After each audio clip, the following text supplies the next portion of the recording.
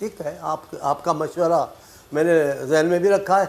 मैं अपनी क़यादत को भी बताऊंगा कि आपने जो हमें मशवरा दिया है, लेकिन आपके तज्ज़ियों और मशवरों पर पार्टियां और हुकूमतें नहीं चलती। अदालती रिमार्क्स थे, अदालत से ये रिमार्क्स अब सामने कुत्तों के मामले में और बच्चों को दूध, अब आप सुने ना, अब आप सुने तो सही ना, बच्चों के दूध के मामले में, बच्चों की दवाइयों के मामले, ये इश्यूज़ हैं हमारे, लेकिन हक़ाइक़ क्या है वो आपको पता ही नहीं। आप घर बैठे इस्लामाबाद और लाहौर में करते हो थर थर थर, आपको पता क्या थर पार कर है क्या? आपको पता क्या कि थर की ज़िंदगी क्या है? तज्जिया करना है आप करें।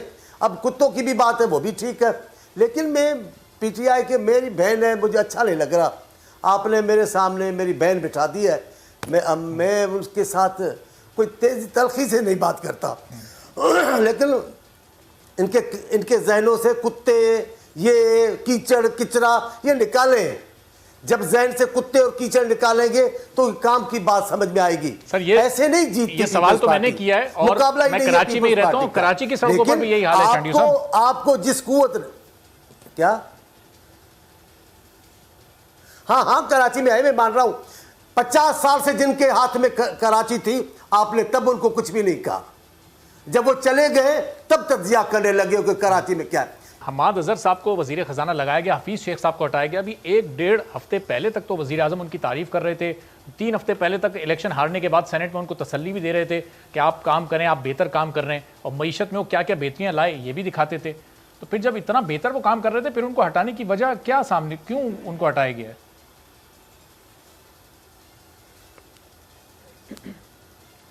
अच्छा, जहाँ तक चांडियो साहब ने गवर्नेंस के इश्यूज़ पे और उस बात, मैंने तो खैर सवाल नहीं उठाया, सवाल आपने उठाया, लेकिन जो जस्टिस आफ्ताब अहमद साहब हैं सिंध हाई कोर्ट के, जिन्होंने ये फैसला दिया था कि अगर किसी भी हलके के किसी भी MPA के हलके में अगर कोई शख्स कुत्ता काटे का शिकार होता है और बहुत सारे बच्चे हलाक हुए, जवानों को भी काटा है, हलाकतें बहुत ज़्यादा हुई हैं, तो उनकी मेंबरशिप जो है वो मुअत्तल कर दी जाएगी। और उन्होंने एग्जाम्पल भी सेट की।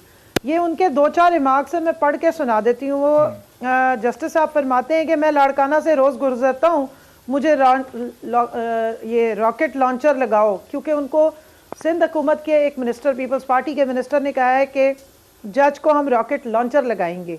हम सिंध हुकूमत के मातहत नहीं हैं, वज़रा हमें धमका के दबाव में डालना चाहते हैं, ये जस्टिस साहब फरमा रहे हैं। कहते हैं कि कुत्ता मारना गुनाह है, तो कुत्ता लोगों को काटे ये सवाब है। कुछ फैसले ज़मीनी हकाइक को देखकर भी किए जाते हैं। सही। और उन्होंने जज साहब फरमा रहे हैं कि हमें तनख्वाहें बंद करने की धमकियां ना दी जाएं।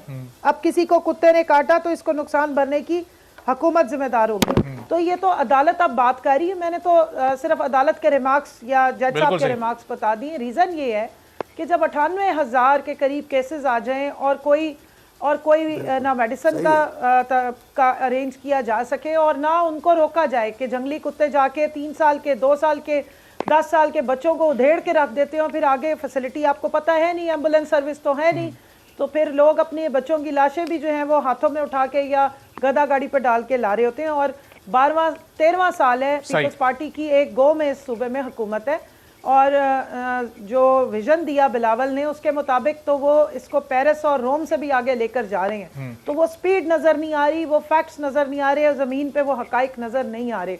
दूसरी बात, आपने पूछा कि वज़ीर आज़म साहब ने उनको क्यों हटाया। देखें, वज़ीर आज़म का ये इस्तेहकाक है, आईनी इस्तेहकाक है, वो अपनी टीम के किसी भी प्लेयर को किसी वक्त भी बगैर हमें रीज़न बताए आगे पीछे कर सकते हैं। जिस वक्त हमने सेनेट की एक सीट लूज की थी तो वज़ीर आज़म ने अपने आप को वोट ऑफ कॉन्फिडेंस के लिए पेश कर दिया, और उसमें भी अगर आप चलें, वज़ीर आज़म का इस्तेहकाक है, लोग हैरान हो रहे थे कि ऐसा क्यों। बदकिस्मती से वक्त बिल्कुल खत्म हो गया। मौलाना चांडियो साहब, दोनों मेहमानों का बहुत शुक्रिया। चूंकि वक्त हर दिन इस मौजू पर इंशाल्लाह मजीद तफसील से भी गुफ्तगू करेंगे। अभी एक ब्रेक लेते हैं, ब्रेक के बाद मुस्लिम लीग नून का मौक़िफ़ इसी पूरी सूरत हाल पर जानेंगे। हमारे साथ रहिए।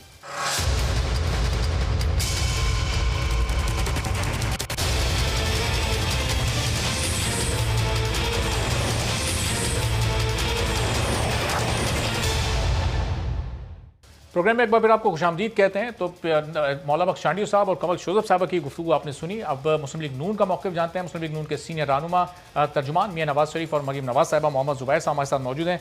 जुबैर साहब, नवीद कमर साहब का ये बयान आपकी भी नज़र से गुजरा होगा कि वो कह रहे हैं अगर आप गिलानी साहब को नहीं मानेंगे सेनेट में अपोजिशन लीडर, तो फिर हम कौमी असम्बली में शहबाज शरीफ साहब को नहीं मानेंगे। अब ऐसी सूरत हाल में PDM किस तरफ जाएगी? नून लीग और पीपल्स पार्टी साथ चलेंगी, नहीं चलेंगी, क्या होगा जुबैर साहब? जितनी आपकी सोच है उतनी मेरी सोच है। जाहिर सी बात है, मुश्किलात तो हैं ये। जब पब्लिक में आके इस तरह से एक दूसरे के खिलाफ बात होगी तो फिर मेरा ख्याल है मसला हल नहीं होता। मैं तो कुछ पब्लिक में कुछ नहीं कहना चाहूँगा। तो लेकिन जुबैर साहब, अब ये शायद खाकान साहब और गफूर हैदरी साहब की जो मुलाकात हुई उसमें तो ये तय हो गया कि अब PDM अपना सेनेट में अपोजिशन लीडर लेकर आएगी। गिलानी साहब को विड्रॉ करना पड़ेगा पीपल्स पार्टी को। पीपल्स पार्टी तो इस पर तैयार नहीं है। अभी चांडियो साहब से बात हुई हमारी।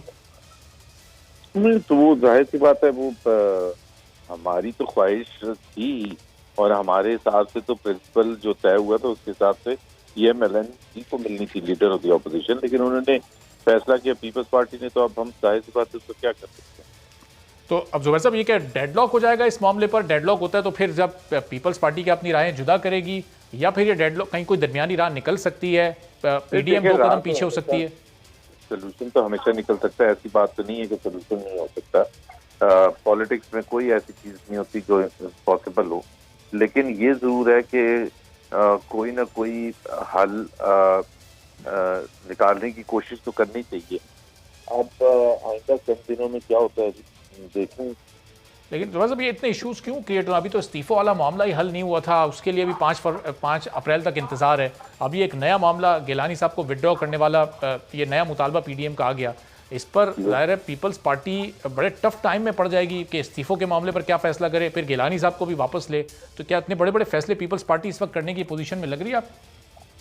देखिए, अभी 4 तारीख को उनका इजलास है सेंट्रल एग्जीक्यूटिव कमेटी का, तो मैं तो उस चीज का जब वो होगा तो इंतजार करूंगा जब तक सेंट्रल एग्जीक्यूटिव कमेटी का इजलास नहीं होता।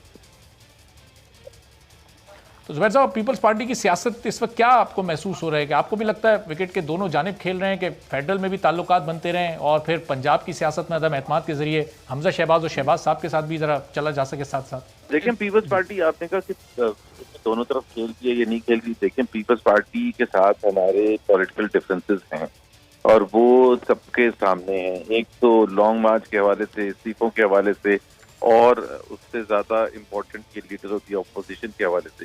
ये तमाम मामला जो हैं, अब ये सियासी जाहिर सी बात है उनकी अपना पॉइंट ऑफ व्यू है, हमारा अपना पॉइंट ऑफ व्यू है, और उसकी वजह से डिफरेंसेस इतने ज्यादा नजर आ रहे हैं। अब अल्लाह करे कि ये रिजॉल्व हो सके। 4 तारीख का इंतजार करना चाहिए, उसके बाद फिर देखते हैं कि क्या है पीपल्स पार्टी। पर मैं उस तरह से तो नहीं शक करूंगा जो आप कह रहे हैं कि विकेट के दोनों तरफ खेल रहे हैं। लेकिन जुबैर साहब, पंजाब में अदम एतमाद वाला जो मामला है, बिलावल साहब का ये कहना है कि अगर पंजाब में कोई वज़ीर आला हो सकता है तो सिर्फ हमजा शहबाज ही हो सकते हैं, उनका हक है। अब ये वाली आवाज़ नून लीग के अंदर से क्यों नहीं आ रही? अदम एतमाद पर आप लोग क्यों नहीं यकीन रखते, जबकि आपकी अक्सरियत वो 125 के करीब है, पीपल्स पार्टी के कुल मिला के वहाँ पर सिर्फ 6 वोट हैं? देखें, बिल्कुल सही बात है। हमारा 7 है। हमारा जो ऑब्जेक्टिव है PMLN का, वो ये कोई इस किस्म की अकाड़ पचाड़ती है कि जी प्रोविंशियल असेंबली को हटा वो पंजाब में हुकूमत ले लें या क्या करें। हम जिस जद्दोजहद का आगाज किया था उसमें पूरे पाकिस्तान में पूरा एक नया निज़ाम के हवाले से कि जो आजकल सिस्टम है, इसको कि जो भी हुकूमत आए उसके हाथ पांव बंधे नहीं होने चाहिए। सिर्फ पावर लेने के लिए नहीं हम बैठे हुए। तो ये अगर सिर्फ पावर लेनी होती तो हम जरूर वो करते जो पंजाब में पीपल्स पार्टी सजेस्ट करती है। और हमने पीपल्स पार्टी को ये बिल्कुल क्लैरिफाई कर दिया था कि हम पंजाब में कभी इस वक्त एटलीस्ट हमारी थिंकिंग के हिसाब से हम चेंज लाने के नहीं ख्वाहिशमंद।